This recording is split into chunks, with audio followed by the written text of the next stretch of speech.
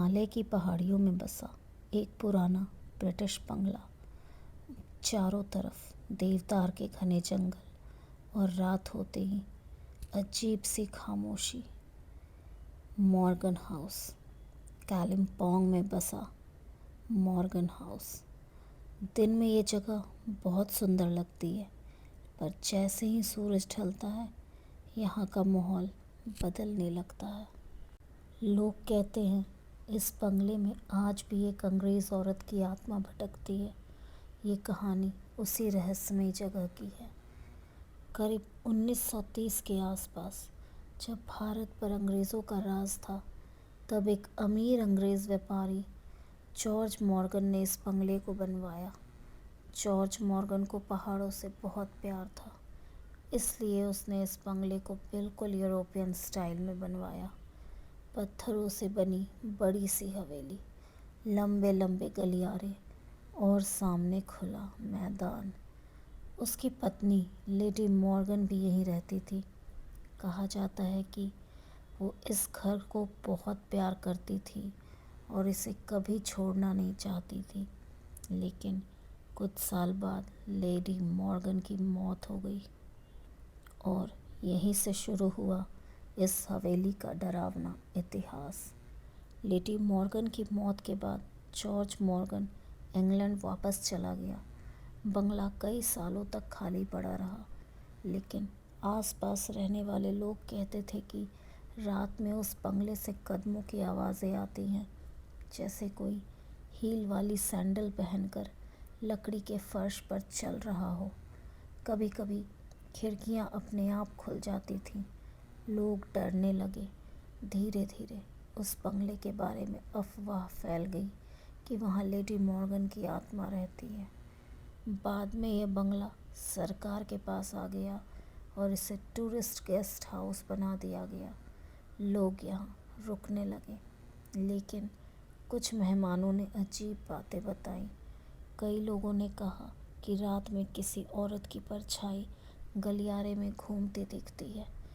कुछ लोगों ने कहा कि कमरे में किसी के चलने की आवाज़ आती है, जबकि वहाँ कोई नहीं होता। दिल्ली में रहने वाला राहुल एक बार अपने दोस्तों के साथ पहाड़ों में घूमने गया। उन्हें इस जगह के बारे में पता चला।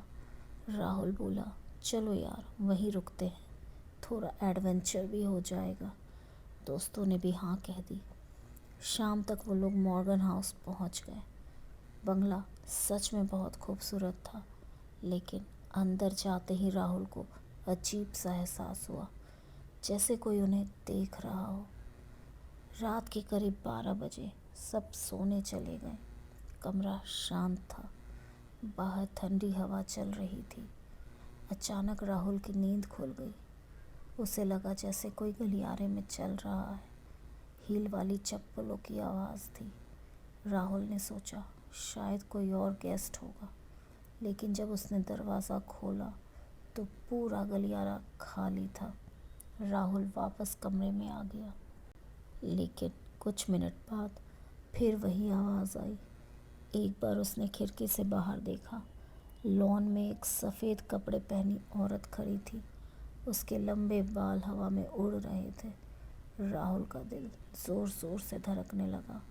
उसने अपने दोस्त अमन को जगाया, लेकिन जैसे ही अमन ने बाहर देखा, वहाँ कोई नहीं था। करीब 3 बजे अचानक कमरे का दरवाज़ा अपने आप खुल गया। हवा बहुत तेज़ चलने लगी। कमरे का तापमान अचानक बहुत ठंडा हो गया और तभी दरवाजे के पास वही सफ़ेद कपड़ों वाली औरत खड़ी थी। उसका चेहरा बहुत पीला था और आंखें बिल्कुल खाली। राहुल डर के मारे हिल भी नहीं पा रहा था और धीरे धीरे कमरे के अंदर वो औरत चली आई और बहुत धीमी आवाज़ में बोली, ये मेरा घर है। इतना कहकर वो औरत अचानक गायब हो गई।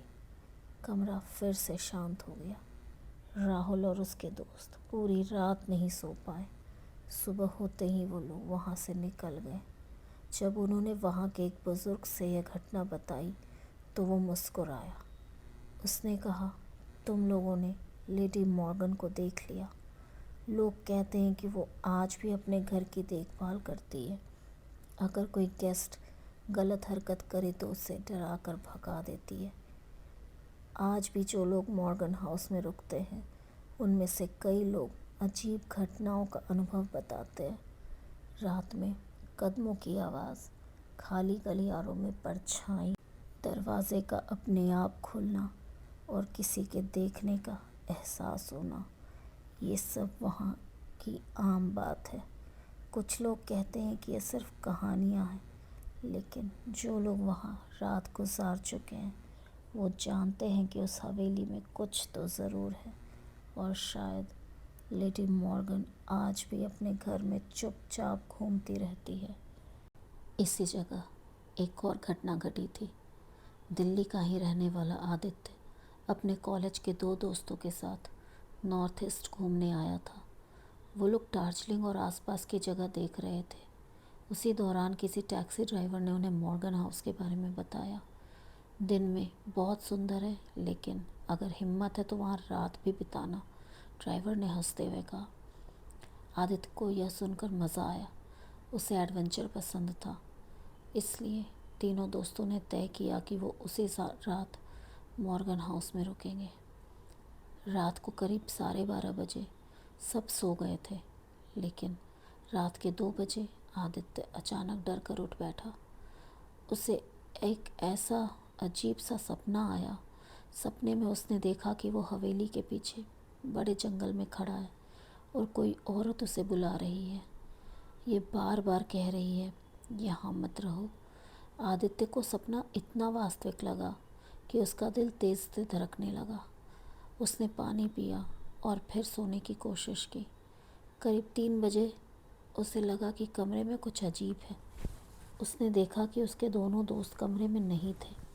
पहले उसे लगा शायद वो बाथरूम में होंगे, लेकिन कमरे का दरवाज़ा खुला हुआ था।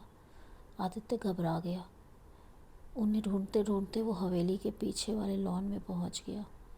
वहाँ हल्की धुंध थी और उसी धुंध के बीच उसने अपने दोनों दोस्तों को देखा। वे दोनों बिल्कुल चुपचाप खड़े थे, जैसे किसी चीज़ को देख रहे हों। आदित्य ने पूछा, तुम लोग यहाँ क्या कर रहे हो? लेकिन उन्होंने कोई जवाब नहीं दिया। जब आदित्य उनके पास पहुँचा तो उसने देखा कि दोनों दोस्त एक ही तरफ घूर घूर कर देख रहे थे, जंगल की तरफ। आदित्य को लगा कि शायद वो मजाक कर रहे हैं, लेकिन तभी उनमें से एक दोस्त धीरे से बोला, तुम्हें आवाज़ आई? आदित्य ने पूछा, कौन सी आवाज़? दोस्त बोला, किसी औरत की, जो हमें बाहर बुला रही थी। तभी अचानक जंगल की तरफ से एक तेज़ चीख सुनाई दी। तीनों दोस्त डर गए। उन्होंने तुरंत हवेली के अंदर वापस जाने का फ़ैसला किया, लेकिन जब वो मुड़े तो उन्हें लगा कि हवेली का दरवाज़ा पहले से ज़्यादा दूर हो गया है।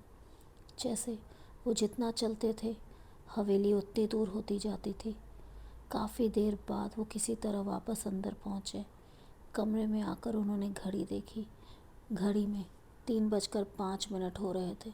आदित्य हैरान रह गया, क्योंकि उसे लगा था कि वो बाहर कम से कम 20 से 25 मिनट तक था, लेकिन घड़ी के हिसाब से सिर्फ 5 मिनट ही बीते थे। सुबह उन्होंने यह घटना गेस्ट हाउस के एक पुराने कर्मचारी को बताई। वो कुछ देर चुप रहा, फिर बोला, पहले भी कुछ टूरिस्ट ने कहा कि रात में किसी की आवाज़ उन्हें बाहर बुलाती है।